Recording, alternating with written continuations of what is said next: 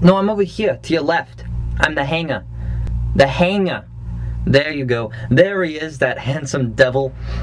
Oh, I'm Igor, by the way. First generation, handcrafted hanger. I hold very dear to my title. It's not every day you become a relic like me. See, I like to stand out as much as possible. I'm a very outgoing hanger. I guess it's just a bit ironic that it's a beige turtleneck that hangs on me every day. Probably the least outgoing article of clothing someone could wear. You want me to tell you a story? Huh?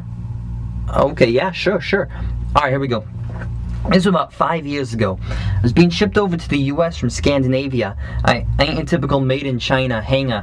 What can I say? I'm a foreigner. So anyway, as fate would have it, I was packaged in the wrong crate. Instead of heading down the street to Babies R Us, I got sent off with a barrel of fine tunas. A group of lady hangers headed down to Nordstrom's in the States. You know, the fancy kind of hangers, the ones with the curves and the great racks? Wooden, I think.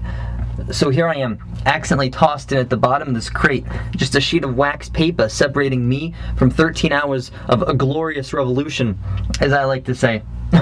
Well, they nearly lost their minds at first. They thought a rat or something had gotten into the crate with all of my struggling and tearing at the wax paper. Then, from out of nowhere, this embodiment of all good itself appears, this glorious, handcrafted Scandinavian hanger. Me. Silence sweeps over my lady lovers. I wasn't sure what to think, really. Do they like me? Well, I don't know. How could they not? Anyway, all of a sudden, the leader of their pack, Helga, steps out and scans me over. She looks me in the eye and gives me a wink. You know, one of those winks where you know exactly what she's telling you without her having to say anything? Well, I could go into further detail, but let's just say 13 hours later, I won the revolution. Oh, but here's the clincher to the story.